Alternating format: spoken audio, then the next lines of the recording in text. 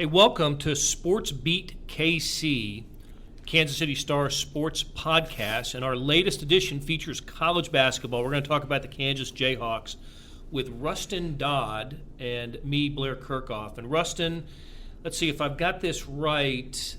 You will be starting your senior year covering the Jayhawks. That is to say, your fourth year. That's right. KU. That's right. Yeah, I was actually thinking about this the other day because Perry Ellis was his freshman year, was my first year on the beat, and people have kind of been making jokes about how long he's been in school, and I feel like it's sort of the same way.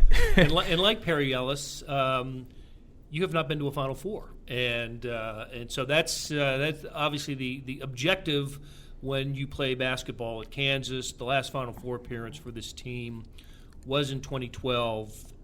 You were there. I was there. I was in New Orleans.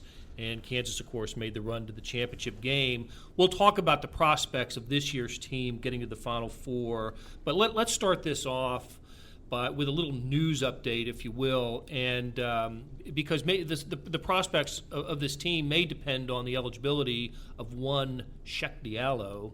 And that news seems to have taken a little bit of a different turn here in the last couple of days.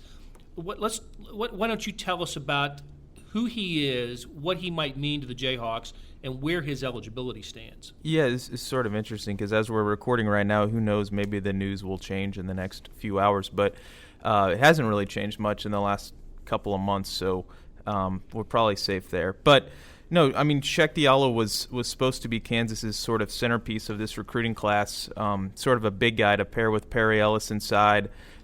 He's originally from Mali, but he spent his high school years up on Long Island. And for whatever reason, for academic reasons and for reasons that remain a little bit unclear, he hasn't been cleared by the NCAA Eligibility Center. And this process is probably, I think, I've been told that Kansas knew this was a possibility all the way going back to June. I don't think they thought this was going to drag on until 2 days before the season opener on Friday. But the latest news, I guess, to get to it, is that Cheick's guardian, he was brought over here by a Mali American who sort of has a part-time gig as a basketball scout and helps kids in Mali. I'm going to probably mispronounce his name, but it's Tidian Drame, and he brought Cheick over here about 4 years ago and helped him get to that high school in New York. And I think they've been sort of sitting tight, and Bill Self says, they've been unhappy with the process too. Cheick's camp has been, but now they've hired legal representation, and I think they're going to start fighting a little bit harder now that the process is dragged on as long as it has. They've hired Donald Jackson, who's a pretty prominent NCAA attorney who deals in NCAA matters. If you remember, he represented Leticia Romero in that sort of K-State story that dragged on for a little bit. But he's been involved in lots of cases like this, and I think everything is on the table if this thing continues to drag on as far as lawsuits or things like that. Well, I remember the Leticia Romero story ended up with a happy ending for her. Yeah. She ended up getting to transfer to the school she wanted to transfer to. But Bill Self cannot have a press conference or any kind of public appearance without being asked about this. And it's almost as if he's saying, okay, we've done everything we can, and it's now in the hands of the attorneys. I think so. Last night he said, we fought.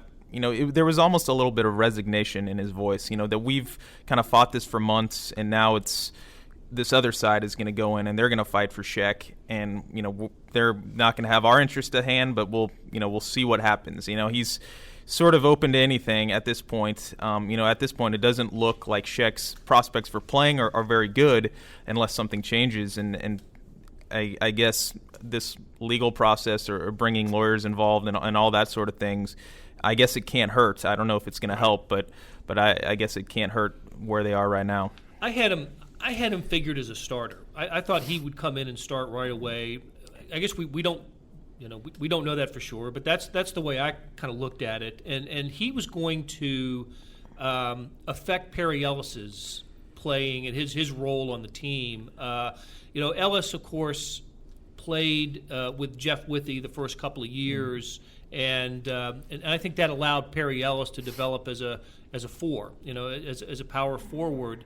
And then last year, when Perry didn't play with a big guy, a dominant big guy, a shot blocker, we saw Ellis's field goal percentage decrease, and I think he had to work harder for shots, and it affected him. As we get into evaluating the team, we'll start with the front court and start with Perry Ellis and how he seems to be pretty key to Kansas's success, as you noted earlier. This is his 4th year, senior year. There was a little bit of a decision whether he was going to come back for his senior year. Announced at the banquet that he is. So, what do we expect from Perry Ellis? And will it be more of the same? A guy who's going to struggle to get to 50% shooting, like he did last year, if he doesn't have Cheick Diallo next to him, or do we see Perry Ellis take his game to a different level and become the All-American that maybe he's projected to be? Yeah, it's a good question. I kind of think that you can sort of just mark Perry Ellis down for about 14 points per game and 6 or 7 rebounds. And, I don't know if he's going to be a first-team All-American. I don't know if he has another level he can get to. He obviously played really well down the stretch last year before getting injured. But I just feel like he's sort of the rock. I mean, they know what they're going to get from him. I don't know if you can expect much more, especially if he doesn't have as much help in the front court. But I think he's a first-team All Big 12 player for sure. A fringe All-American candidate. It's one of those guys. It's like I don't think he's going to be a first-team All-American, but it's almost like he might be just a lock for like third-team All-American because he's going to put up the numbers and he's going to do be the leading scorer on a top 5 or top 10 team. And so I think can he get to another level? Bill Self has talked, and it's sort of intriguing about him playing more on the perimeter. And I don't think he means this, a lot of minutes per game, but for stretches.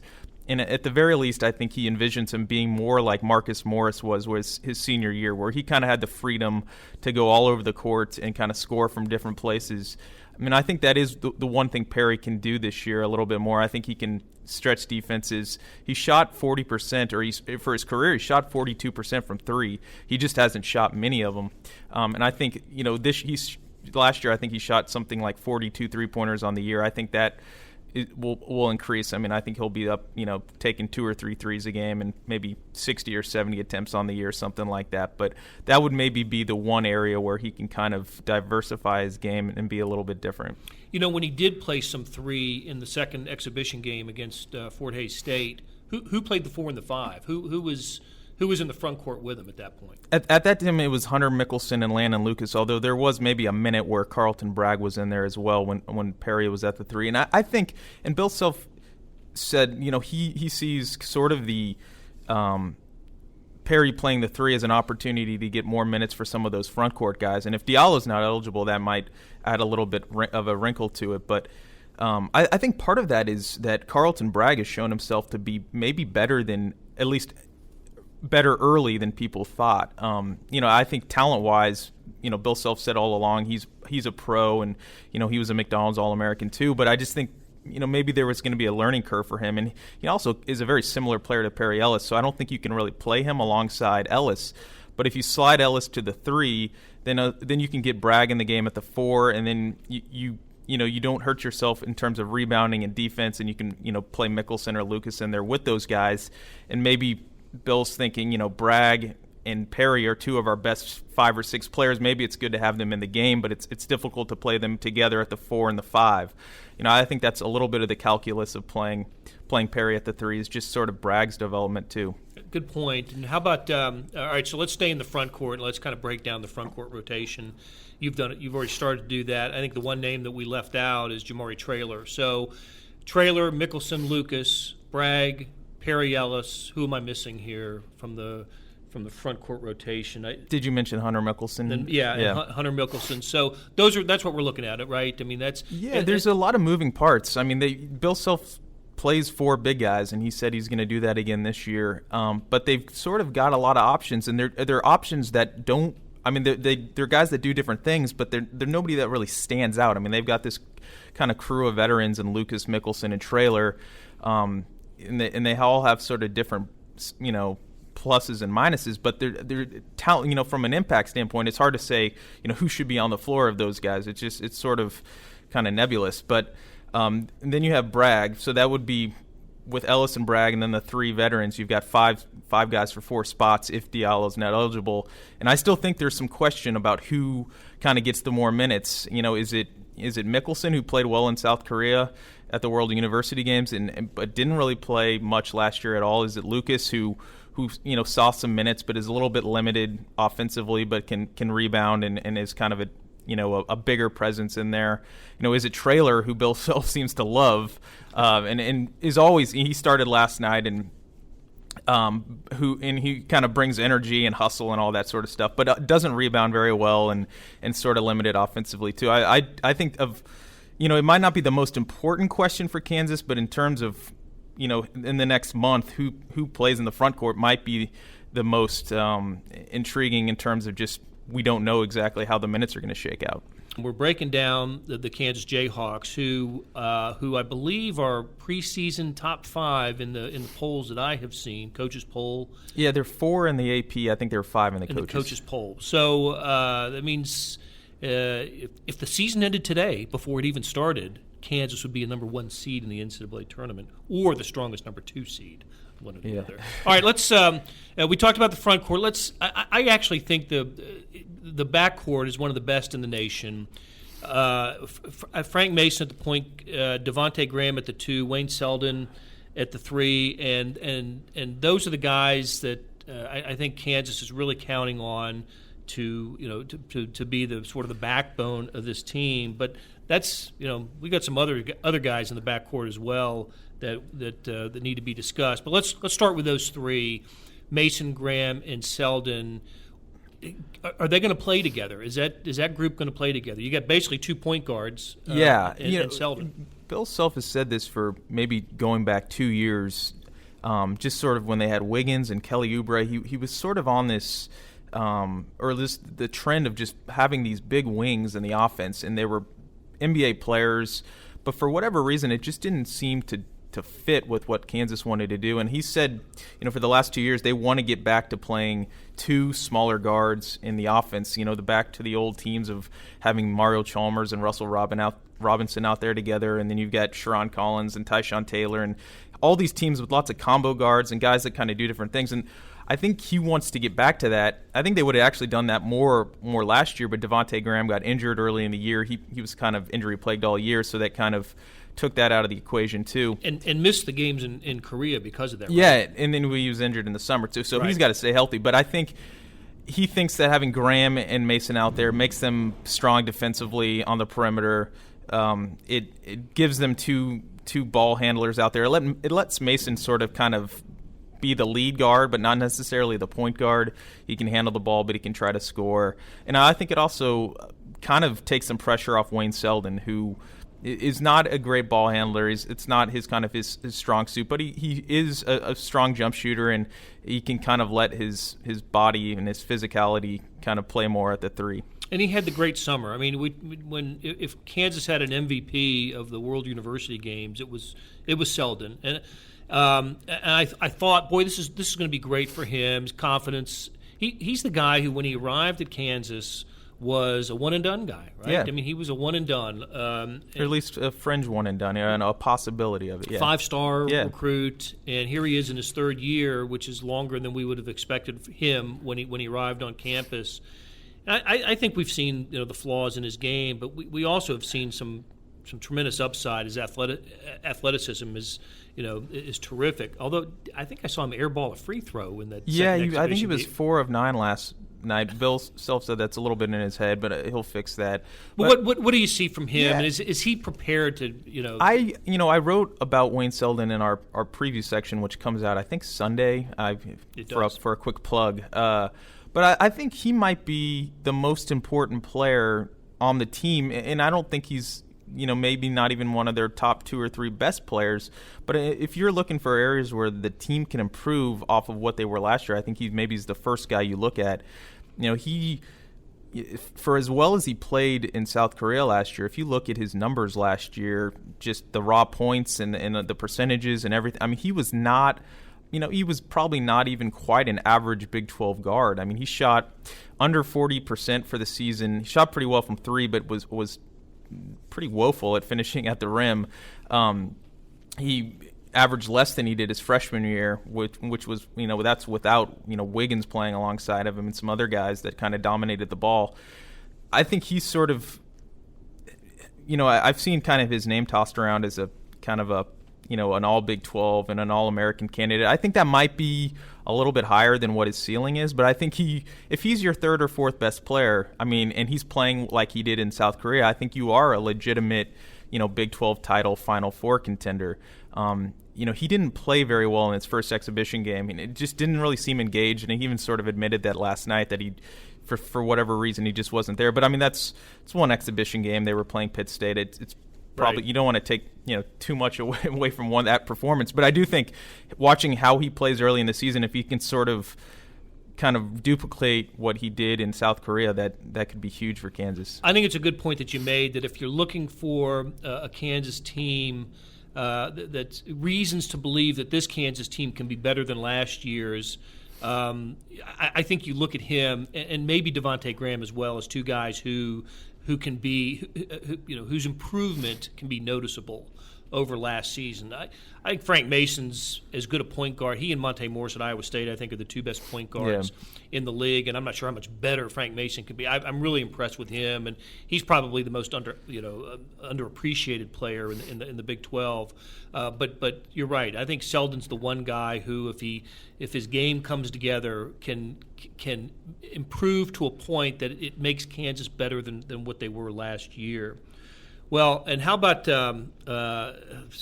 we keep focusing on this Fort Hays State game because it was the most recent one, but Svi Mikhailuk hit, was he 6 for 8 or something? 5 of 8. 5 for 8 on threes, and looked really good. Is Kansas prepared to see more of him this year than the 10-12 minutes he played a game last year? I think so. And Bill Self said after the game last night that he's kind of the first person to say, when a guy makes shots, well, that doesn't necessarily mean he played well, but he even sort of admitted last night that they just need Svi to make shots. They need Brandon Green to make shots. And I think one interesting thing about this team, though, is every year new guys come in and we make such a big deal about the new players, the freshmen. But this team, if they're going to improve and be better than they were last year, it's probably kind of the internal improvement. And Svi was a 17-year-old freshman last year. He's still only 18, turned 18 last summer. And I think, he still has so much room to grow. But it's in terms of what he can do, if he can just be a consistent outside threat for Kansas, I think, Bill Self trusts him on the defensive end at least, relative to his skill set and talent, and he's got a solid basketball IQ. He understands what's going on out there, but he just really, his next step, I think, is just making shots. And he did that last night, so it'll be interesting to see if he can continue that. He's certainly not afraid to take the shots. No, not at all. He's good when he makes the shots. Okay, so that leaves really one player we haven't talked about, and that's LeGerald Vick, the other freshman in the class. Is there too many bodies for him? Yeah, and I think he's just project would maybe be too strong of a word for him, but I think he's maybe a year away. He was originally in the 2015 class, but then he reclassified. He was in the 15, and then he was going to reclass to the 16 and go to prep school this year.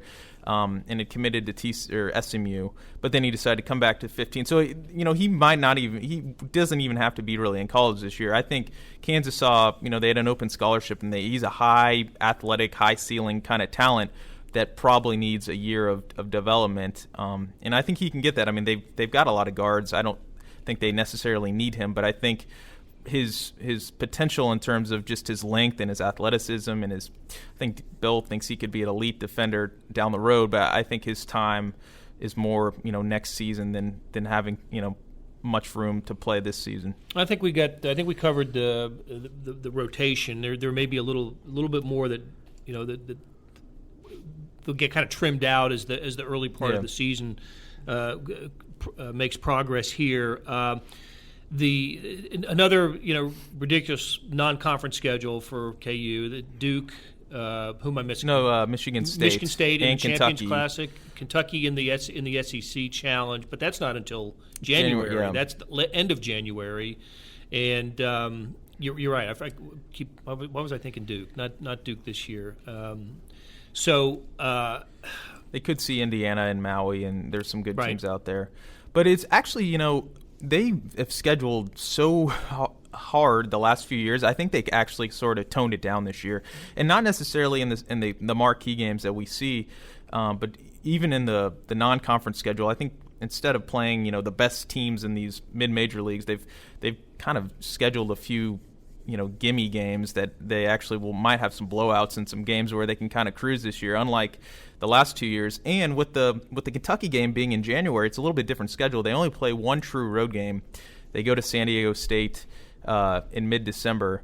And so other than that, and other than the trip to Maui and the Champions Classic, they're not going to be on the road. I think actually, just in terms of difficulty early, it's a lot better, a lot more manageable, although then you got to play Kentucky in late January. Right. I think you have a string where you play Iowa State, Kentucky, and K-State in like 7 days. So that's not going to be easy. But in terms of early, I think it actually sets up pretty well for them. You're saying that reminded me. I thought there were times last year when they really could have used a walkover type game just to get guys minutes to see. And it's actually it's funny because this year they could probably, with the veteran team they have, they're probably more positioned to play a difficult schedule. Where the last couple of years they've played such a hard schedule and they've had these young players and they've wanted to kind of get them comfortable in the system, and it was sort of difficult for them to do that early on in the season. But this year I think it's a little bit.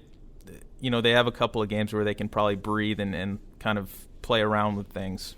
Okay, they're the Big 12, Kansas again, the Big 12 favorite. I think Oklahoma's going to be really good this year. Buddy Hield is back, the Big 12 Player of the Year, with three or four other returning starters for Oklahoma. Yeah. Iowa State with Niang and Morris and McKay with the new coach, Steve Prame. They're going to be terrific. Texas is really interesting with Shaka Smart now on the sideline for the Longhorns. I think that's probably your upper echelon of the Big 12. Does Kansas deserve to be the favorite? I think so. I do think the Oklahoma and Iowa State, they're essentially the same teams they were last year as well. Maybe the most difficult challenge they've had going back to, I don't know if it's kind of Oklahoma with Blake Griffin or Texas the next couple of years, maybe going back 5 years, or maybe Missouri when they had the team. Dedmon and Dixon and those guys. So but I think this could be the most difficult challenge.